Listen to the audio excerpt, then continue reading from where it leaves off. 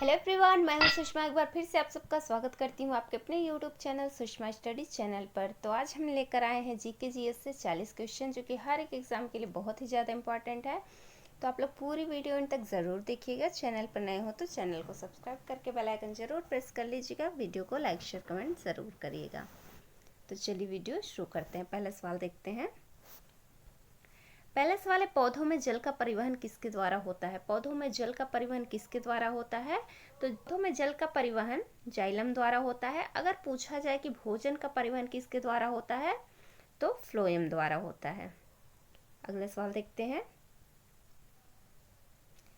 अगला सवाल है, कौन सा विटामिन रक्त के थक्का बनने में सहायक होता है? कौन सा विटामिन रक्त के थक्का बनने में सहायक होता है? तो इसका राइट आंसर ऑप्शन सी हो जाएगा। विटामिन के रक्त को थक्का बनाने में मदद करता है। अगला सवाल देखते हैं। अगला सवाल है, मानव शरीर में सबसे बड़ी हड्डी कौन सी होती है? मानव शरीर में सबसे बड़ी हड्डी कौन सी होती है? तो वो होती है फीमर हड्डी। और पूछा जाए ये कहाँ पर होती है, तो ये होती है पैर के जांघ में। अगला सवाल देखते हैं। अगला सवाल है, पत्तियों का हरा रंग किसके कारण होता है? पत्तियों का हरा रंग किसके कारण होता है? तो पत्तियों का हरा रंग क्लोरोफिल के कारण होता है। अगला सवाल देखते हैं। अगला सवाल है, कोशिका का ऊर्जा केंद्र किसे कहते हैं? कोशिका का ऊर्जा केंद्र किसे कहते हैं? तो कोशिका का ऊर्जा केंद्र माइटोकॉन्ड्रिया को कहते हैं। अगला सवाल देखते हैं। अगला सवाल है, जीवों का वैज्ञानिक नाम किस भाषा में होता है? जीवों का वैज्ञानिक नाम किस भाषा में होता है? तो ये लैटिन भाषा में होता है। अगला सवाल देखते हैं। अगला सवाल है, मधुमक्खी के डंक में कौन सा अम्ल होता है? मधुमक्खी के डंक में कौन सा अम्ल होता है? तो मधुमक्खी के डंक में फार्मिक अम्ल होता है। अगला सवाल देखते हैं। अगला सवाल है, मानव शरीर में रक्त समूह की खोज किसने की? मानव शरीर में रक्त समूह की खोज किसने की है? तो ये किए हैं कार्ल लैंडस्टीनर ने। अगला सवाल देखते हैं। अगला सवाल है, हृदय की धड़कन को नियंत्रित करने वाला अंग कौन सा है? हृदय की धड़कन को नियंत्रित करने वाला अंग कौन सा होता है? तो वो होता है स्वायत्त तंत्र का तंत्र। अगला सवाल देखते हैं। अगला सवाल है, उभयचर जीवों में कौन सा जीव आता है? उभयचर जीवों में कौन सा जीव आता है? तो जितने ऑप्शन दिए हैं इनमें से मेंढक जो है उभयचर जीवों में आता है। अगला सवाल देखते हैं। अगला सवाल है, ध्वनि की तीव्रता की इकाई क्या है? ध्वनि की तीव्रता की इकाई क्या है? तो ध्वनि की तीव्रता की इकाई डेसिबल होता है। अगला सवाल देखते हैं। अगला सवाल है, मानव शरीर में कितने गुणसूत्र होते हैं? मानव शरीर में कितने गुणसूत्र होते हैं? तो मानव शरीर में 46 गुणसूत्र होते हैं। अगला सवाल देखते हैं। अगला सवाल है, भारत का सबसे प्राचीन विश्वविद्यालय कौन सा है? भारत का सबसे प्राचीन विश्वविद्यालय कौन सा है? तो वो है तक्षशिला विश्वविद्यालय, जो पाकिस्तान में है। अगला सवाल देखते हैं। अगला सवाल है, आर्यभट्ट ने किस विषय पर महत्वपूर्ण योगदान दिया था? आर्यभट्ट ने किस विषय पर महत्वपूर्ण योगदान दिया था? तो आर्यभट्ट ने खगोल विज्ञान और गणित पर महत्वपूर्ण योगदान दिया था। अगला सवाल देखते हैं। अगला सवाल है, किस भारतीय स्वतंत्रता सेनानी को नेपोलियन ऑफ इंडिया कहा जाता है? किस भारतीय स्वतंत्रता सेनानी को नेपोलियन ऑफ इंडिया कहा जाता है?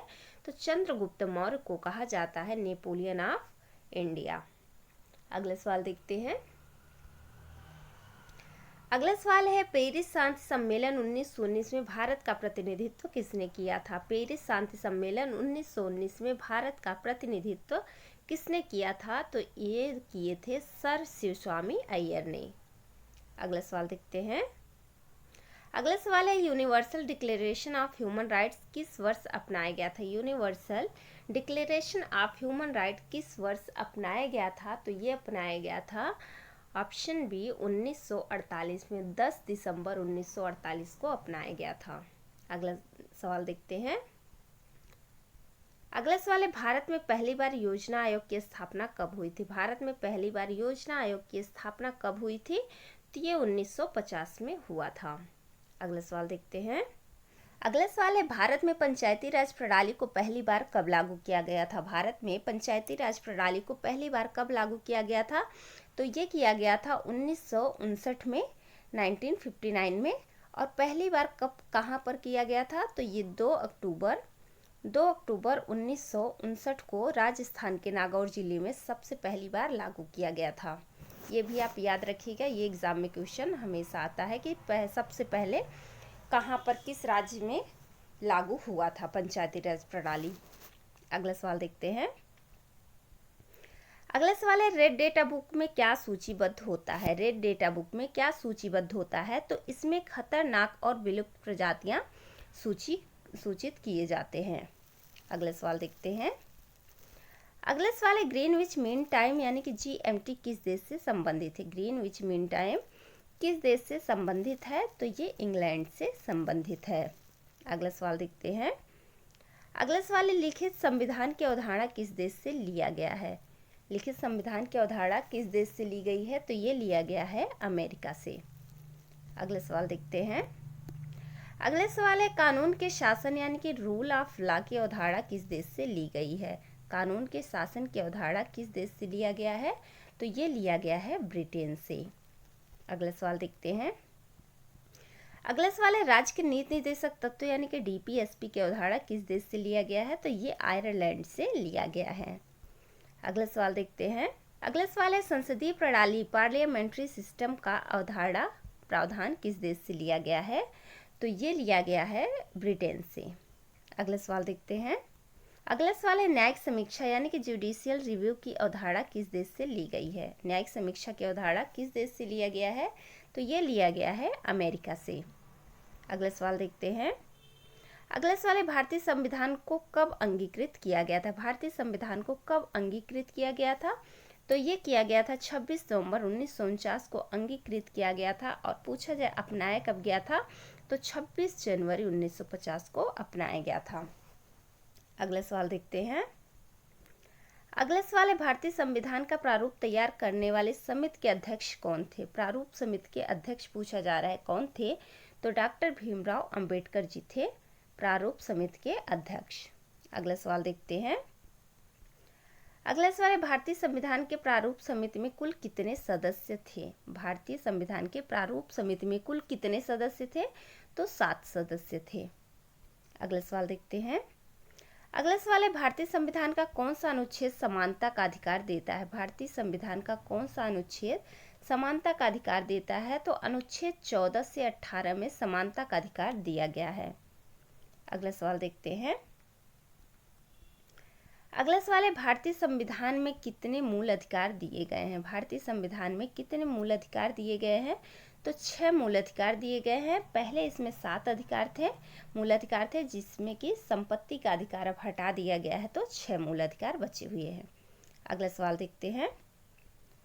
अगला सवाल है, मूल अधिकारों को भारतीय संविधान के किस भाग में वर्णित किया गया है? मूल अधिकारों को भारतीय संविधान के किस भाग में वर्णित किया गया है? तो भाग 3 में वर्णित किया गया है मूल अधिकार को। अगला सवाल देखते हैं। अगला सवाल है, कंप्यूटर के CPU का मुख्य कार्य क्या है? कंप्यूटर के CPU का मुख्य कार्य क्या होता है?